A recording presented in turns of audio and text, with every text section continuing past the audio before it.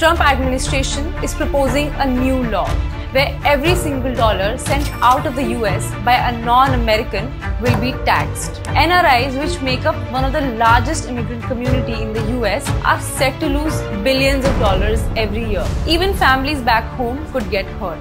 Ironically, the US itself will have to face tremendous challenges if this bill comes into power. This is Cut the Noise, and today we're talking about the proposed 5% remittance tax in the US and why many believe it's a bad idea that needs to be dropped.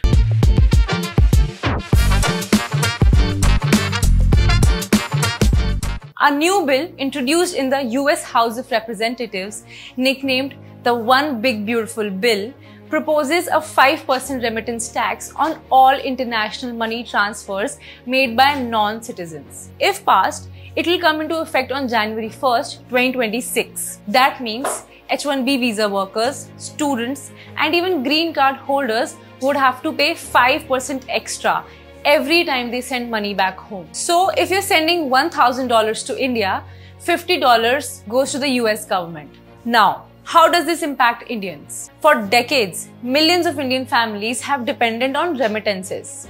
In fact, India has been the world's top recipient for foreign remittances for nearly 2 decades. A rough estimate suggests over $32 billion was sent from the US last year.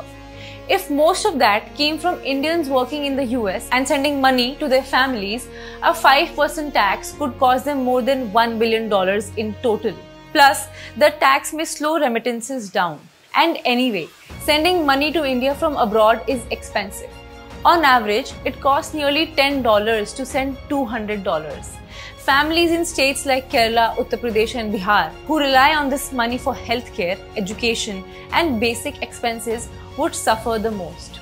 Worse, it could push money into informal, unregulated channels, creating more risk and less transparency. And let's be honest, Indian workers already pay taxes in the US. This is essentially double taxation. Ironically, this move could backfire on the US.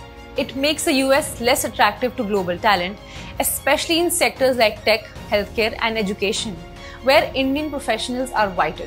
While the tax aims to raise revenue, it sends the wrong signal that the US dollar, one of the most trusted currencies globally, might not be as easy to move or convert anymore. That weakens the dollar's supremacy. And it may sour relations with countries like India, Mexico, and the Philippines. And here's why experts think it's even more problematic. Firstly, it's discriminatory, as it places one group above others in a matter where the origin of a person should have no role to play. From a financial freedom perspective, this tax feels regressive, especially coming from a country like the US, which supports free and open markets. This tax policy does the opposite. In trying to raise a little more money, the US could end up losing a whole lot more. Should sending money to your family really come with a penalty? What do you think? Is this tax fair or just short-sighted? Tell us your thoughts in the comments and follow Grip Invest for more market updates. Investments in debt securities, municipal debt securities, securitized debt instruments are subject to risks including delay and/or default in payment. Read all the offer-related documents carefully.